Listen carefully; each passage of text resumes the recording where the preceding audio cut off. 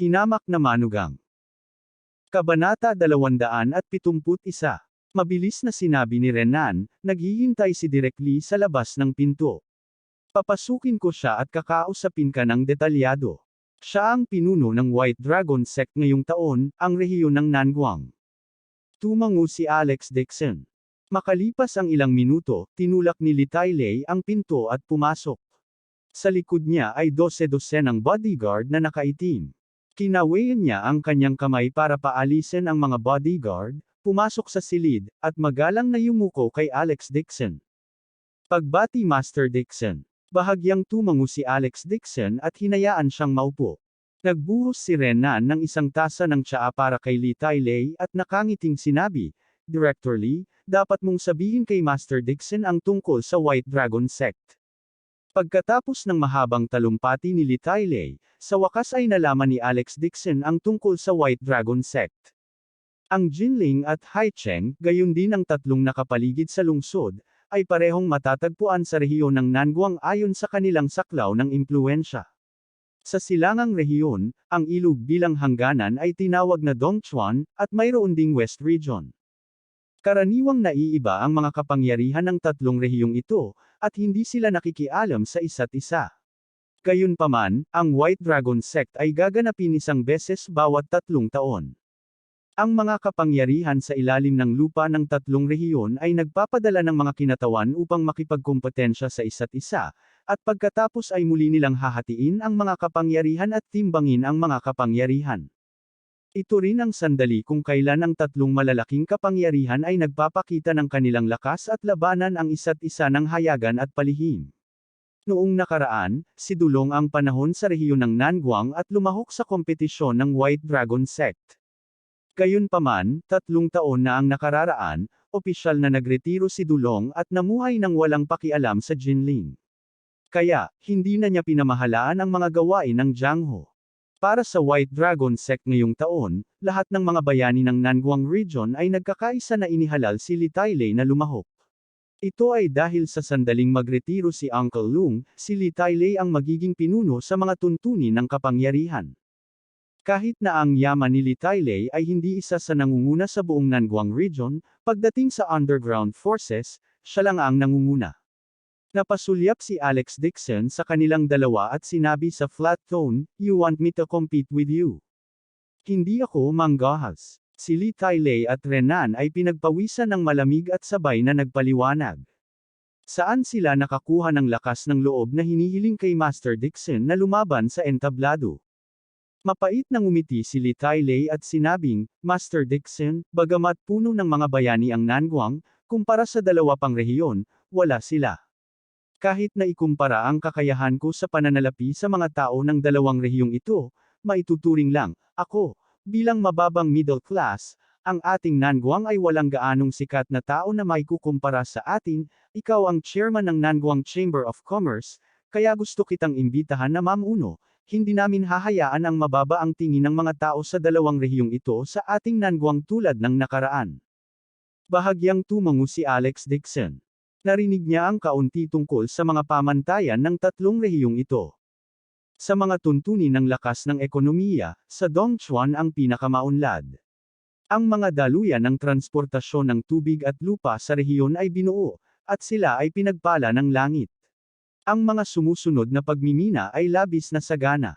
Ilan lamang sa mga hindi gaanong boss ng coal ang nirerango na nagtanong sa daang pinakamayayamang tao sa China, lalo na ang ilan sa pinakamayayamang tao sa Dongchuan. Mayroon ding mga minahan ng ginto, pilak, at bihirang metal. Bagamat ang kanlurang rehiyon ay walang ganitong hepakal na mga pakinabang at mas mababa, ito ay suportado ng mga patakaran. Ang bansa ay namuhunan ng malaki sa pagpapaunlad ng mga gusali at gusali, nakakakuha ng windmill, at mabilis na tumaas ang ekonomiya. Sa kasalukuyan, ang pinakamasama ay ang Nangguang. Hindi lamang mahirap ang mga nakikita, ngunit ang ilang mga kapangyarihan ay patuloy na nakikipaglaban sa nakaraan. Napakagulo noon. Sa huli, si Dulong ang nagpakalma sa panloob na alitan. Gayunpaman, ang ekonomiya ng Nangguang ay hindi kailanman umunlad. Ito ay ilang mga grado na mas masahol kaysa sa West Region. Kahit na si Li Tailei ay may 1 bilyong halaga ng mga ari-arian, maaari pa rin siyang ituring na isang mabigat na tao sa Nanguang. Gayunpaman, kumpara sa mga mayayamang tao sa iba pang 2 rehiyon. Sino man sa kanila ay may bilyon-bilyong dolyar na mga ari-arian, at hindi siya karapat-dapat na banggitin sa publiko. Nag-isip sandali si Alex Dixon at sinabing, sige, pupunta ako at mararanasan ang kapangyarihan ng silangan at kanlurang rehiyon. Dahil gusto niyang paunlarin ang kanyang lakas, imposibleng monopolyo niya ang rehiyon ng Nanguang. Kailangan niyang mag-isip ng paraan upang maitakda ang saklaw ng impluwensya sa iba pang 2 rehiyon. Ito ay isang magandang pagkakataon upang malaman ang lakas ng 2 rehiyong ito. Nang makitang sumang-ayon si Alex Dixon, sumilay ang tuwa sa mukha ni Li Tailei. Bumantong hininga siya at nahihiyang sinabi, Master Dixon. To tell you the truth, si Elder Wei lang ang nasa tabi ko. Last time, natalo siya ni Yu Jinghai sa Geomantic Omen meeting. This time, nirekomenda ako ni Uncle Lung sa expert, na sumali sa White Dragon Sect noong nakaraang taon. Pero kung tutuusin, ito ang unang beses kong dumalo sa pulong. Hindi ko pa rin alam kung ano ang gagawin. Kung handa mong ibaba ang iyong mga katayuan at pumunta doon. Kahit na ako mawala, kaya ko pang panatilihin ang buhay ko sa tabi mo. Nagtaas ng kilay si Alex Dixon. Ano? Ang White Dragon Sect ay isang life and death na sitwasyon. Nag-alinlangan sandali si Li Tailei at sinabi sa kanya ang totoo. White Dragon Sect is just a competition. Kahit may life and death battle, hindi ako sasali. Kaya lang noong pinatalsik ako sa Dongchuan, sinabihan ako ng kalaban na huwag nang pumasok muli sa buhay na ito. Kung hindi, kukunin niya ang buhay ko. Nagulat na ekspresyon ang ipinakita ni Alex Dixon. Kahit anong mangyari, isa pa rin si Li Tailei sa pinakamalakas na lalaki sa Nanguang. Upang kitilin ang kanyang buhay, si Li Tailei ay dapat na hindi bababa sa ilang beses na mas malakas kaysa sa kanya. Bahagyang dumidilim ang mukha niya, sino naman kaya ang mayabang? Saglit na nag-isip si Li Tailei at sinabing may mapait na ngiti, pumunta na ang lalaking ito dito sa Jinling. Inimbitahan niya ako doon. Kung hindi mahihirapan si Master Dixon, maaari kang sumama sa akin. Kung gayon, pumunta tayo at tingnan. Dahan-daang tumayo si Alex Dixon, natatakpan ng yelo ang mukha. Ang rehiyon ng Nanguang ang kanyang teritoryo. Kahit na ano, si Li Tailei ay nagtatrabaho para sa kanya ngayon. Kung may mga ngahas na pumunta sa kanyang teritoryo upang kitilin ang buhay ni Li Tailei, mababa ang tingin sa kanya ng taong iyon.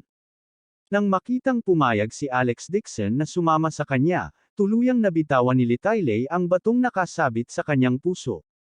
Hindi siya mapalagay ng hiling ni Alex Dixon na makipagkita sa kanya, ngunit sa pagsama ni Alex Dixon sa kanya, biglang nakaramdam ng ligtas si Li Tailei. Sabi ni Renan, Master Dixon, nagpatawag din ako ng grupo ng mga eksperto mula sa Haicheng para i-escort ka sa White Dragon Sect para matiyak ang iyong kaligtasan. No need. Magiging hadlang kung masyadong maraming tao, maaari na tanggi ni Alex Dixon. Kahit langgam lang ang mga tinatawag na eksperto sa kanyang harapan, kaya niyang durugan sa isang daliri. Nabalisa si Renan at mabilis na sinabi, Master Dixon. Maaaring hindi mo alam ito. Noong nakaraang pagkakataon, sumali si Uncle Lung sa White Dragon Sect kasama ang isang walang katulad na eksperto at natalo ng pamilya Chen ng Dongchuan.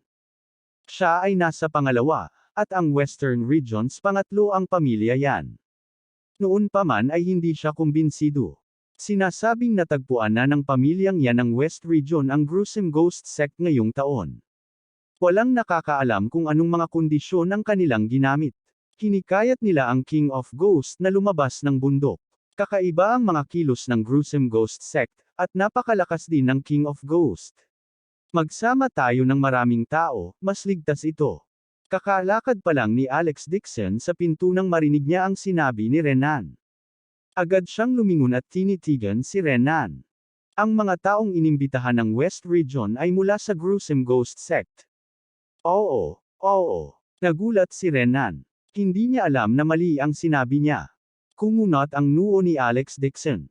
Tinamaan niya ng kidlat si Yu Jinghai sa panahon ng pagtitipon ng hangin at ulap.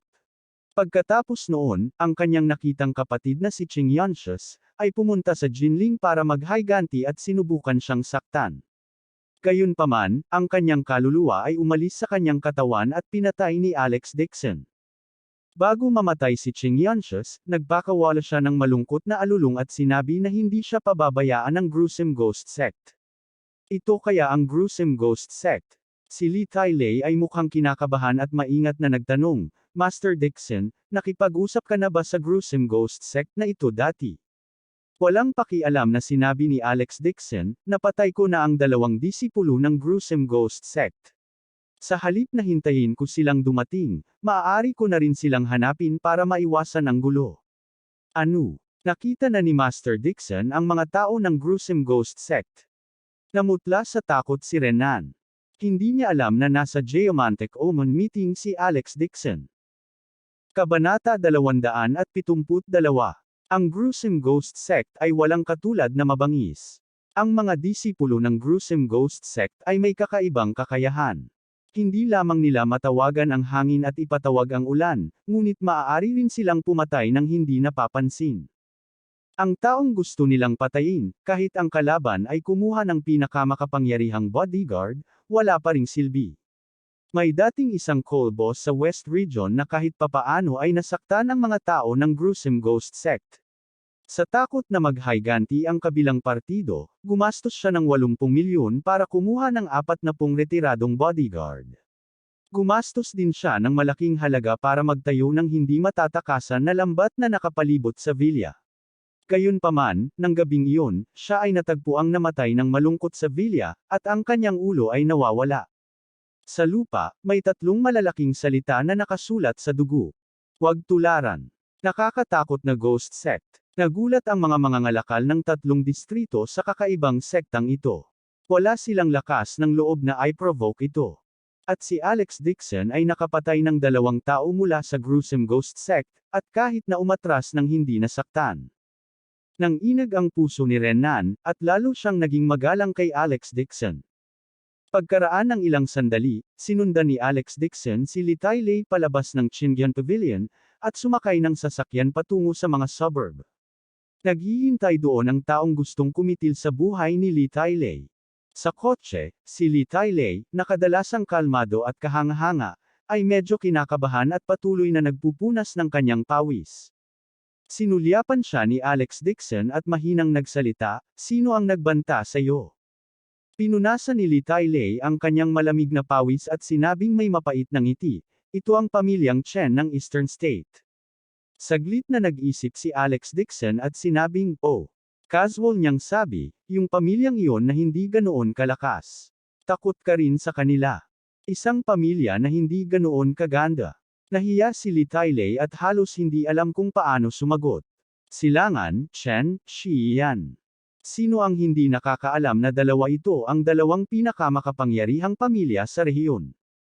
Ang pinakamayaman sa Dongchuan at ang pinakamakapangyarihang Chen family, ang kayamanan lang nila ay 12 kahit na daan-daang beses na mas malaki kaysa sa kanya. Hindi banggitin na ang padre de pamilya ay lubhang makapangyarihan. Sa isang pangungusap, maaari niyang utusan ang lahat ng mga bayan ng Eastern State, pati na rin ang buong Merchant Union.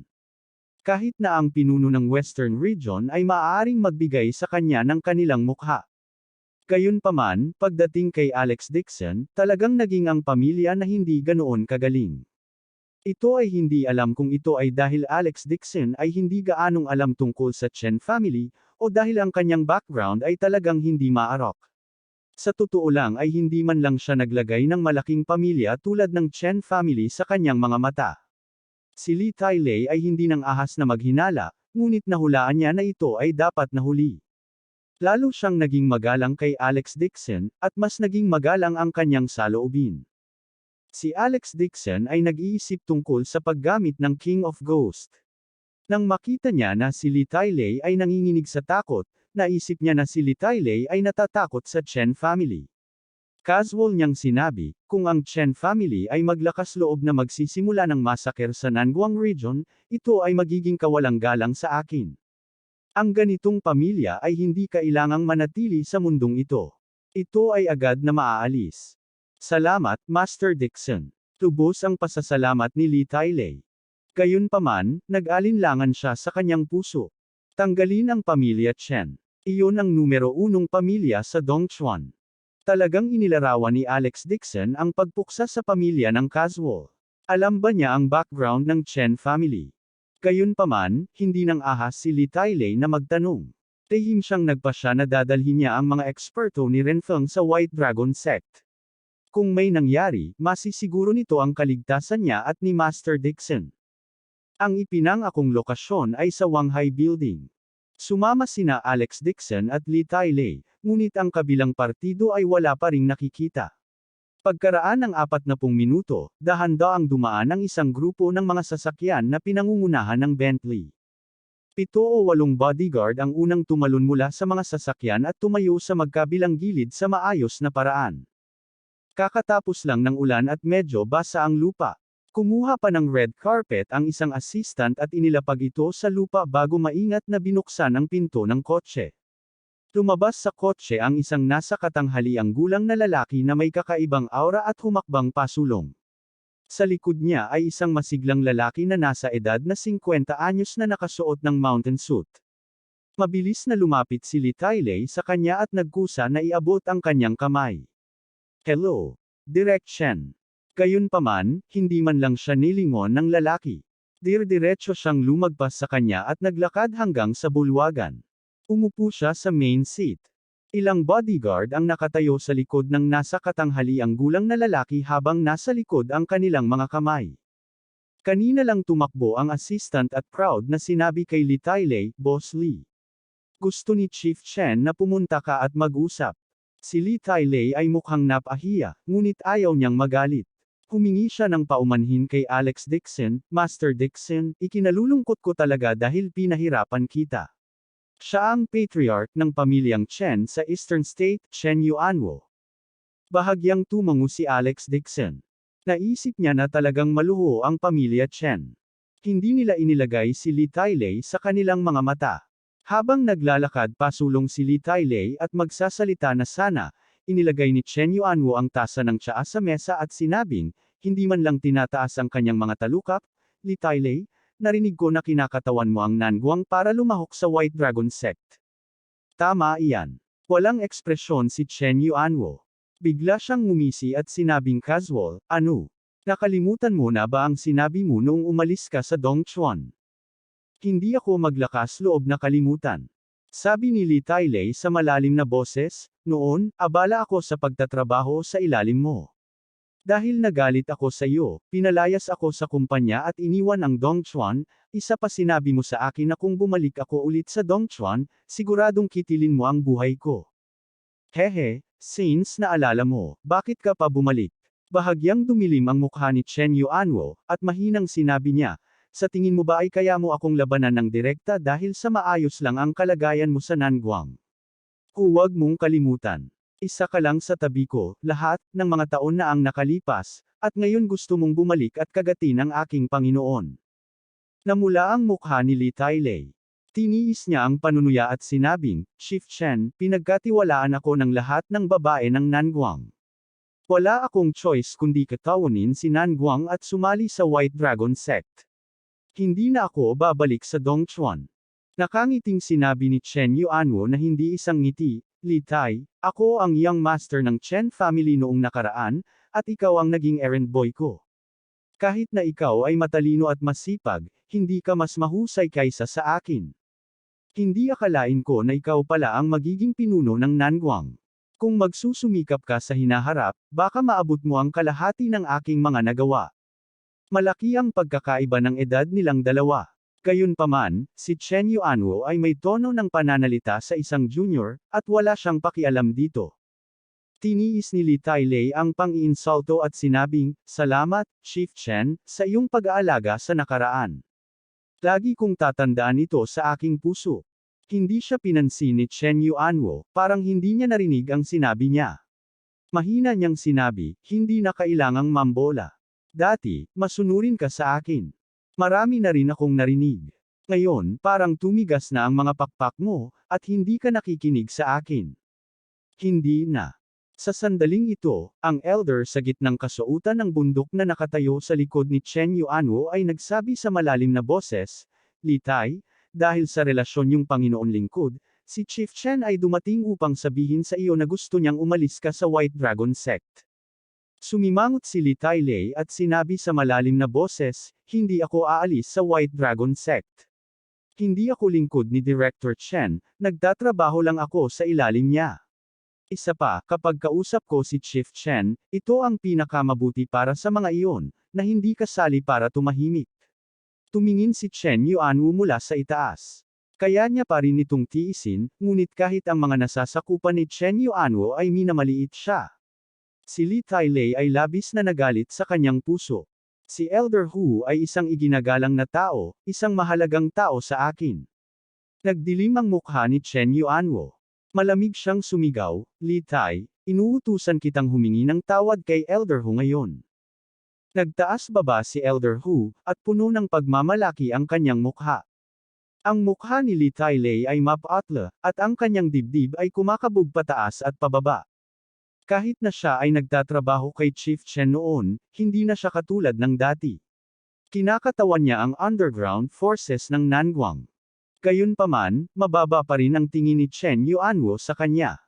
Nakaramdam ng galit si Li Tai Lei, ngunit alam niyang masyadong mahina ang kanyang lakas. Tiniis lang niya ito at sinabing, Chief Chen, hindi ako hihingi ng tawad. Tiyak na sasali rin ang White Dragon Sect.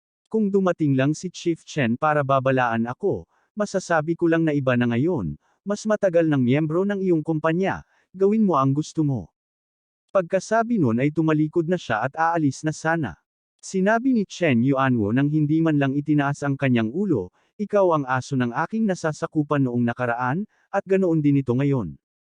Isang grupo ng mga bodyguard ang humarang sa pinto ng may harang, at agresibong sumugod kay Li Tai Lei. Nagbago ang mukha ni Li Tai Lei. Dumating siya upang makita si Chen Yuanwo, at dahil sa kanilang pagkakaibigan noon, isang driver lang ang kanyang dinala. Hindi niya inaasahan na ang kabilang partido ay hindi magbibigay sa kanya ng mukha, at talagang gusto siyang piliti na humingi ng tawad. Nang malapit nang sumugod ang bodyguard, isang mahinang boses ang narinig. Chen Yuanwo, kahit na gusto mong bugbugin ang isang aso, kailangan mong tingnan ang may-ari. At saka, si Li Tai Lei ang aking mga tao, hindi isang taong maaari mong ilipat ayon sa gusto mo. Kabanata 273. Sa tunog na ito, isang bugso ng hangin ang umihip sa kanila na parang hindi nakikitang pader, na pumipilit sa mga bodyguard na umatras ng ilang hakbang. Master Dixon. Biglang nagpakita ng saya ang mukha ni Li Tai Lei, at mabilis itong naglakad papunta sa gilid niya. Bahagyang tumango si Alex Dixon at tumangala. Ang tasa ng tsaa sa mesa ay binaligtad ng malakas na hangin at tumalsik sa suit ni Chen Yuanwo. Walang galit sa mukha niya. Parang tanglaw ang mga mata niya habang nakikita si Alex Dixon. Nagtinginan sila ni Alex Dixon sa isa't isa sa kalmado at kalmadong paraan. Pagkaraan ng ilang sandali, biglang tumawa si Chen Yuanwo at mahinang nagsabi, Alex Dixon, narinig ko ang tungkol sa iyo, ngunit ngayon ay parang ganoon ka na. Si Alex Dixon ay presidente na ngayon ng Nanguang Merchant Union. Alam niyang simula nang dumating ang kabilang partido sa Jinling, tiyak na inimbestigahan na rin siya nito. Nako, sabi niya, hindi mahalaga kung ano ang iniisip mo sa akin. Gusto ko lang sabihin sa iyo, kahit sino man ito, kung manggahas silang kumilos ng mabangis sa Nanguang, huwag mo akong sisihin sa pagiging walang galang. Biglang sumigaw ang nakatatandang nakasuot ng damit na nasa gitna ng bundok, munting brat, ang lakas ng loob mong maging bastos. Elder Hu, hindi mahalaga. Kinawayway ni Chen Yuanwo ang kanyang kamay. Sinabi niya kay Alex Dixon, inimbestigahan na kita. Ikaw ay matrilocal na manugang mula sa Liwes family of Jinling. Nagawa mong gumawa ng pangalan para sa iyong sarili sa mundo ng negosyo ng Jinling, at nagawa mo pa ibagsak si Liwes Yiqian. Siya ang naging pinuno ng Merchant Union. Ang iyong lakas ay halos katulad ng kay Li Tai noong nakaraan. Ito ay mas mahusay kaysa sa kanya, ngunit hindi mas mahusay. Para sa kapakanan ni Chen Xiaojiao, hindi ako makikipagtalo sa iyo, ngunit mula ngayon. Hanggat muli kang makalapit kay Xiaojiao, sisiguraduhin kong masisira ang ulo mo. Chen Xiaojiao. Kumunot ang noo ni Alex Dixon. Ang kanyang mga mata ay parang kidlat habang nakatingin kay Chen Yuanwo. Sa sandaling ito, malamig na bumuntong hininga ang elder sa gitnang bundok, Chief Chen, ang kanyang tiyuhin. Bumilis ang isipan ni Alex Dixon at nagulat siya. Alam niyang namatay na ang mga magulang ni Chen Xiaojiao at sinundan niya ang kanyang lolo, si Shou Changqi, ngunit hindi niya inaasahan na magkakaroon siya ng ganoong pamilya. Malamig ang ekspresyon ni Chen Yuanwo habang sinabi niya, kahit ano paman, si Chen Xiaojiao ay kadugo pa rin ng aking pamilyang Chen. Wala kang karapatan at walang kapangyarihan, at wala kang sapat na pera. Hindi ka kwalipikadong pakasalan siya. Kapag ang aking Chen ang pamilya ay nagpakasal sa isang anak na babae, maliban sa isang maayos na pamilya, ang kabilang partido ay kailangan ding magkaroon ng 10 bilyong halaga ng mga ari-arian. Hindi mo ito karapat-dapat. Malamig na tinignan siya ni Alex Dixon ng ilang segundo tapos biglang ngumisi. Masyadong mababa ang kondisyong ito. Ang mga ari-arian ng Dixon family ay kumalat sa buong mundo at naging malaking kapital para sa ating bansa. Ang halaga nito sa isa ay lumampas na sa 10 bilyon. Ang isang 10 bilyon lamang ay mga ari-arian lamang ng isang kumpanya sa ilalim ng Dixon family. Naisip ni Elder Hu na nagsisinungaling si Alex Dixon, at bakas sa mukha niya ang galit. Gayunpaman, ngumiti si Chen Yuanwo at umiling, sinabing, sa mundong ito, maraming tao ang hindi alam kung ano sila, ngunit ito ang unang pagkakataon na nakakita ako ng isang tulad mo. Malamig na sabi ni Alex Dixon, pinagkatiwalaan lang ako ni Elder Shou na alagaan si Chen Xiaojiao. Wala akong halaga sa kanya. At saka, kasal na ako. Kahit na ang anak ng pamilya mong si Chen ay magkusa na maghatid ng mga gamit sa akin, hindi siya papasok sa mga mata ko. Sa sandaling mawala ang kanyang boses, nagbago ang ekspresyon ng dating kalmado na si Chen Yuanwo, at ang galit ay sumilay sa kanyang mga mata. Agad na humakbang si Elder Hu, Chief Chen, hayaan mo akong turuan ng leksyon ang walang alam na batang ito. Patuloy na nagbabago ang ekspresyon ng mukha ni Chen Yuanwo habang nakikita si Alex Dixon. Pagkaraan ng ilang segundo, pinigilan niya ang kanyang galit at walang pakialam na sinasabi, ito ang teritoryo ng Nanguang. Kung makikipagtalo ako sa gayong binata, ito ay magiging biro sa iba. Pagkatapos sabihin iyon, sinabi niya kay Alex Dixon, Mr. Dixon is so arrogant. Do you dare to make a bet with me? Malamig na sabi ni Alex Dixon, ano ang gusto mong taya? Pupunta tayo sa White Dragon Sect. Magpapadala tayo ng mga taong maglalaban sa entablado. Kapag natalo ako, ibibigay ko ang 2 kamay ng pamangkin ko at papakasalan kanya bilang asawa. Sumimangot si Alex Dixon at tatanggi na sana nang marinig niya ang determinadong boses ni Chen Yuanwo. Kung matalo ka, magpasakop ka sa akin. Halika sa tabi ko at uutusan ko ang mga tao sa paligid ko. Dahil sa mga salitang ito ay hindi napigilan ni Li Tailei ang sarili habang galit na sumisigaw. Chen Yuanwo, mangyaring igalang si Master Dixon. Bawiin mo ang iyong mga salita. What? You don't dare. Si Chen Yuanwo ay may malabong ngiti sa kanyang mukha. Mahinang sinabi ni Alex Dixon, natatakot akong matatalo ka ng husto. Kapag dumating ang oras na iyon, matatalo ka sa akin, at hindi na makakapag-asawa ang iyong pamangkin.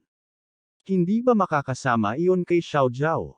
At saka, kung ako ay magiging ministro, natatakot ako na walang sinuman sa Eastern at Western Free Realms ang maglalakas loob na manguna. Natatakot ako na hindi mo ito magagawa. Maging ang Chen clan ay isang middle-class clan lamang sa kanyang paningin.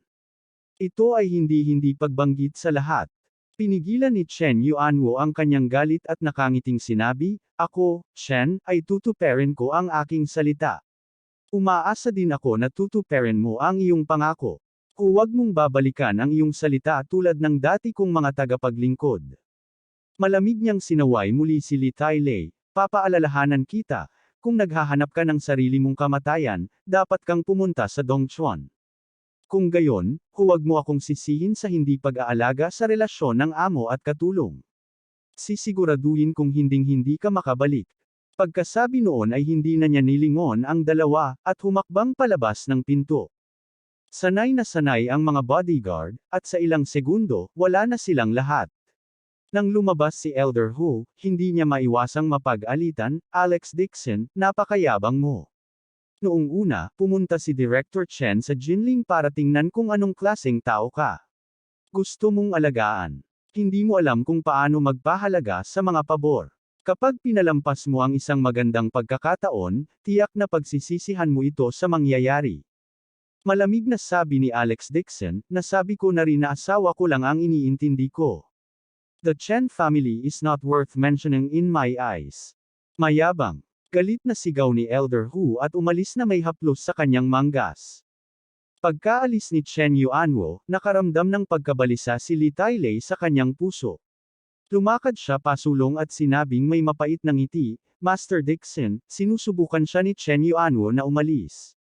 Bakit kailangan mong ibaba ang iyong sarili sa kanyang antas? Tanong pabalik ni Alex Dixon, sa tingin mo matatalo ako? Ito. Namanhid ang anit ni Li Tailei. Hindi siya nang ahas na sabihin na matatalo si Master Dixon. Maingat niyang sinabi, hindi alam ni Master Dixon na si Elder Hu, na nasa tabi niya, ay isang walang katulad na dalubhasa. Noong nakaraan, sa White Dragon Sect, si Elder Hu ang nangunguna sa bawat taon. Walang makakatalo sa kanya. Nakangiting sabi ni Alex Dixon, then he will lose this year. Nang makita ang kanyang confident na tono, napabuntong hininga na lamang si Li Tailei sa kanyang puso. Natatakot siya na hindi talaga alam ni Alex Dixon ang lakas ni Elder Hu. Walang sinuman sa Eastern at Western Three Realms na hindi nakakaalam tungkol kay Chen Beiyan sa Timog.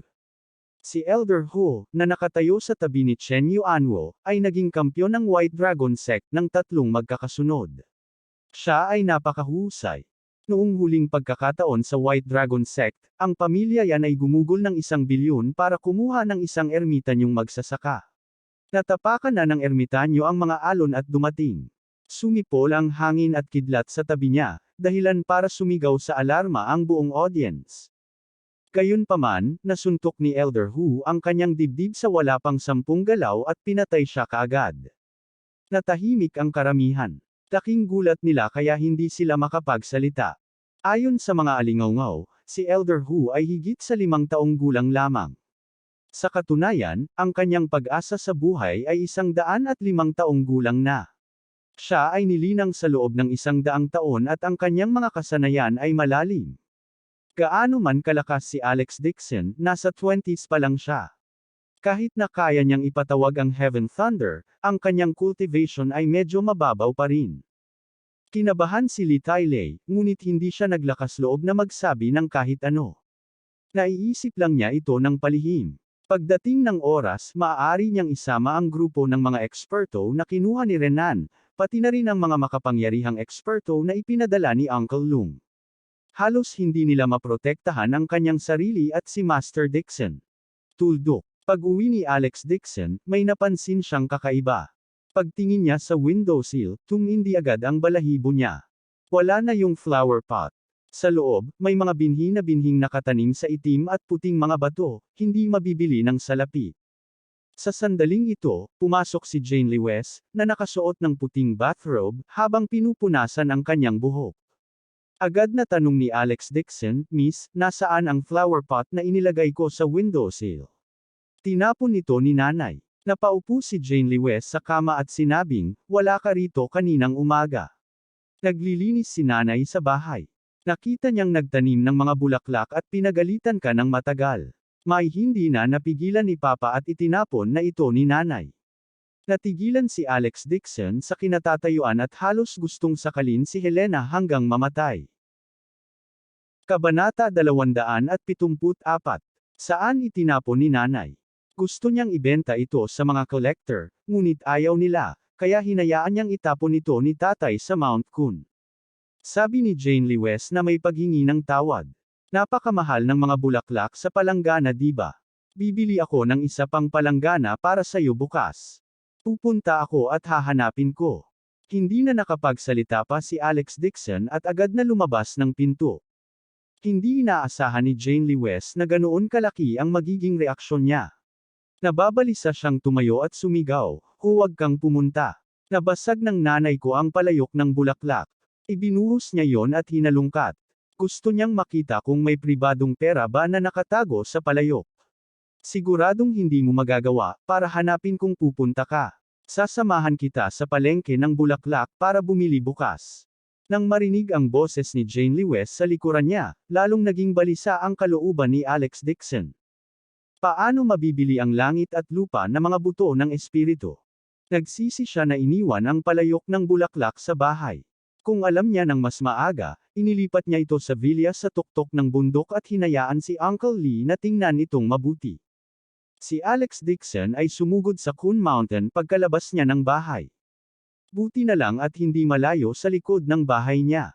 Ang kanyang mga paa ay kasing bilis ng paglipad, at wala pang 5 minuto ay umakyat siya sa bundok.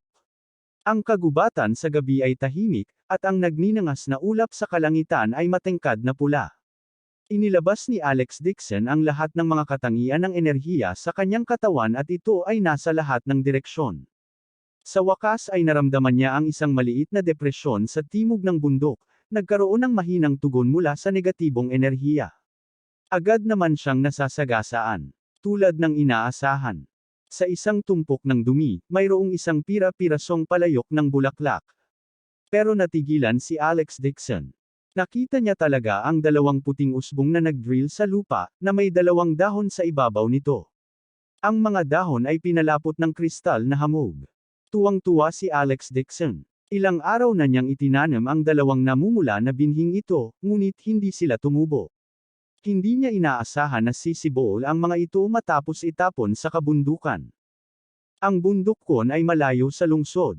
Ang kagubatan ay napuno ng mahinang enerhiya na enerhiya. Napakadalisay noon. Napaisip si Alex Dixon sa sarili. Hindi kailangan ng mga nag-iisip na binhi upang tumubo at sumisipsip ng pinakadalisay na nag-uukol ng enerhiya sa natural na mundo. No wonder hindi rin nagtagal kahit diniligan niya ito at pinataba. Sa sandaling ito, naramdaman ni Alex Dixon ang isang alon ng pagbibigay ng enerhiya.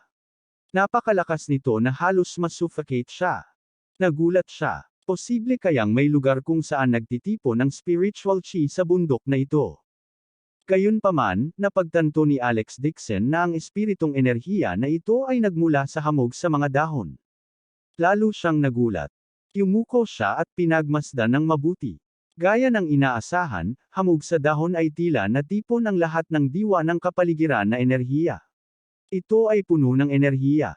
Nagulat si Alex Dixon. Ito marahil ang espiritual na hamog na nabuo sa pamamagitan ng pagsipsip sa diwa ng langit at lupa nang tumubo ang mga nabuong binhi. Nakita niya ang paglalarawan ng gayong espiritual na hamog sa 9 na malalim na kasulatang langit. Ito ay isang pinakamataas na kayamanan para sa paglilinaw. Hindi lamang ito tumagal ng maikling panahon, ngunit ito rin ay nagkalat kaagad sa pagsikat ng araw. Higit pa rito, ito ay isang bagay na maaari lamang makatagpo ng pagkakataon at hindi hinahanap. Hindi niya inaasahan na hindi inaasahang itapon ang kanyang biyenan ang palayok ng bulaklak kapalit ng hindi inaasahang pagkikita. Tunay na isang blessing in disguise. Walang pag-aalinlangan, maingat na isinauso ni Alex Dixon ang spiritual dew sa kanyang daliri at nilunok ito. Boom! Isang malakas na enerhiya ang agad na pumasok sa kanyang katawan. Nagdilim ang paningin ni Alex Dixon at bumagsak siya sa lupa. Ang kanyang kaluluwang katawan ay tila humiwalay sa kanyang katawan, lumulutang sa isang malawak na kalawakan. Ang lahat ng mga kalawakan ay nasa ilalim ng kanyang mga paa. Nagulat pa si Alex Dixon nang makita ang isang mahaba, walang katapusang ilog ng oras na dumadaloy sa ilalim ng kanyang mga paa, na nabuo ng mga fragment ng lahat ng nabubuhay na bagay sa mundo. Ang liwanag at mga anino ay dumaan sa ilog ng panahon. Laking gulat niya sa kanyang puso. Sa harap ng lumikha, ito man ay ang kanyang sarili o ibang may gawa, silang lahat ay isang maliit na butil lamang ng alabok sa mundo, hindi na kailangang banggitin. Sa pagtingin sa mabituing kalangitan sa ilalim ng kanyang mga paa, naramdaman din ni Alex Dixon na ang mga acupoint sa kanyang katawan ay tumutugma din sa mga bituin. Mayroong 7 pangunahing acupoint sa kanyang katawan na talagang umalangaw sa Big Dipper, sunod-sunod na nagliliwanag. Nakahiwalay na ako sa mortal embryo at nagal inang ng immortal physique. Nagulat si Alex Dixon at hindi napigil ang mapasigaw sa tuwa. Ayon sa pamamaraan ng paglilinang ng Nine Profound Heaven Scripture, ang mga acupoint sa katawan ng isang tao ay nilikha ni Nuo noong nilikha niya ang kalawakan. Gayunpaman, imposible para sa mga mortal na tumugon sa langit at lupa. Tanging kapag ang immortal body ay napino at nabasag ang mortal na mundo, ang acupuncture point sa katawan ay tumutugma sa mga bituin at gagamitin ang kapangyarihan ng mga bituin upang linangin. Tuwang-tuwa si Alex Dixon. Hindi niya akalain na kahit isang patak ng spiritual dew ay makakatulong sa kanya na makapasok sa kaharian. Bagamat 7 acupoints pa lang ang naiilawan niya, ang kanyang cultivation ay nakarating na sa maagang yugto ng foundation establishment at umabot sa kalagitnaan hanggang huli na yugto ng foundation establishment. At ang kanyang habang buhay ay umabot din sa 100 taon ng buhay ng tao, na umabot ng higit sa 350 taon. Tuldok, tuldok, tuldok. Madilim na ang langit, ang kalangitan sa gabi ay napuno ng 10,000 bituin. Pumikit si Alex Dixon at humiga sa damuhan, basang-basa ng hamog ang kanyang damit. Bigla niyang binuksan ang kanyang mga mata. Ang kanyang mga mata ay kasing liwanag ng kidlat. Boom! Isang malakas na alon ng espiritong enerhiya ang lumabas sa kanyang katawan. Sa Alex Dixon bilang sentro, lahat ng puno sa loob ng 10 metro ay nabali at nahulog sa isang bilog. Dahan-daang tumayo si Alex Dixon. Ang kanyang mga damit ay gumagalaw ng walang hangin at ang kanyang mga katangian na enerhiya ay lumalakas. Naabot na niya ang gitna at huling yugto ng foundation establishment. Sayang naman ang spiritual dew. Isang patak lang. Kung may isa pang pagbaba, siya ay tumuntong sa yugto ng core formation at nabuo ang golden core sa kanyang dantian. Sa oras na iyon, magagawa niyang pamunuan ang grupo sa mortal na mundo, at walang makakatalo sa kanya. Yumuko si Alex Dixon at maingat na pinulot ang 2 spirit seedlings. Mabilis siyang naglakad papunta sa villa sa bundok. Sa paligid ni Helen, hindi siya nang ahas na itanim muli ang mga bahay na naglalagay ng panla. Sa pagkakataong ito, binasag niya ang palayok ng bulaklak. Sa susunod, maaari niyang itapon ang mga pagsusuri na panla sa brazier. Mahigit 1 oras na paglalakbay, naglakad si Alex Dixon sa hangin at tumapak sa damuhan. Inabot lang siya ng 1 minuto bago makarating sa entrance ng villa. Pagtalon pa lang niya sa pader, isang malamig na boses ang biglang tumunog. Sino ta? Tumingon si Alex Dixon at nakita niya ang mapusok na ugali ni Uncle Lee. Akmang susuntukan niya ito. Nang makita niya ang mukha ni Alex Dixon, mabilis na napatigil si Uncle Lee.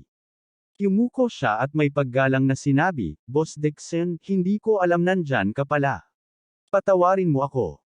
Ikinaway ni Alex Dixon ang kanyang kamay. Si Uncle Lee ay sumunod sa kanyang utos at binantayan ang mansyon. Si Uncle Lee ay may tiyak na antas ng cultivation base, kaya agad siyang lumabas nang marinig ang kaguluhan. Utos niya, maghanap ka ng 2 paso. Itatanim ko ang 2 bulaklak na ito sa villa. Ang 2 bulaklak na ito ay ipinagkaloob sa kanila, dapat mong bantayan. Huwag hayaang may mangyari. Nakita rin ni Uncle Lee ang mga bulaklak sa kanyang kamay. Bagamat hindi niya alam kung ano ang mga iyon, sa seryosong ekspresyon ni Alex Dixon, alam niyang napakamahal ng 2 bulaklak na ito. Agad siyang yumuko at sinabi sa malalim na boses, "Boss Dixon, please rest assured. Siguradong babantayan ko ang bulaklak na ito. Kung sino man ang maglalakas loob na manakawan ako, paprotektahan ko sila kahit kailangan kong ipagsapalaran ang buhay ko." Tumango si Alex Dixon.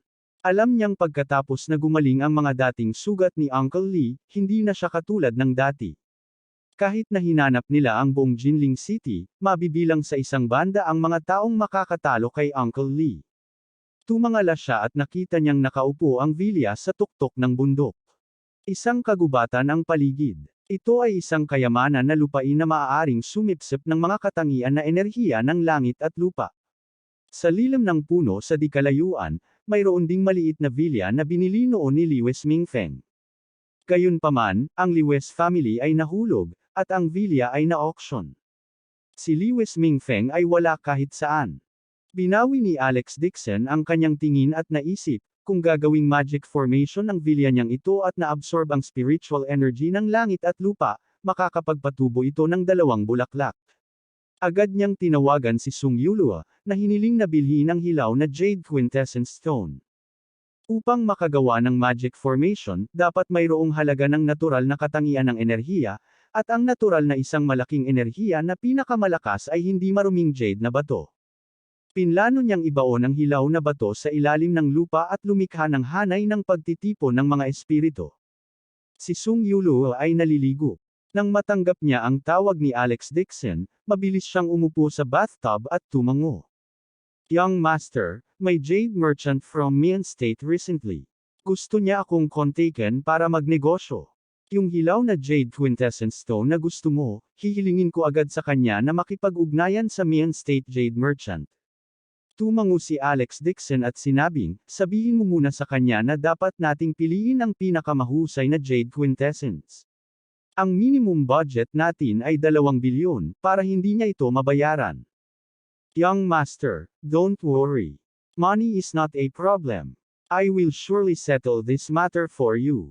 Ibababa na sana ni Alex Dixon ang telepono nang biglang tumawag ulit si Sung Yulua. Young Master, may gusto akong i-report sa'yo.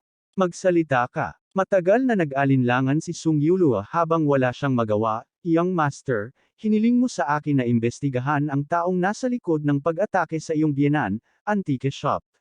Nalaman ko na. Abangan ang susunod na kabanata.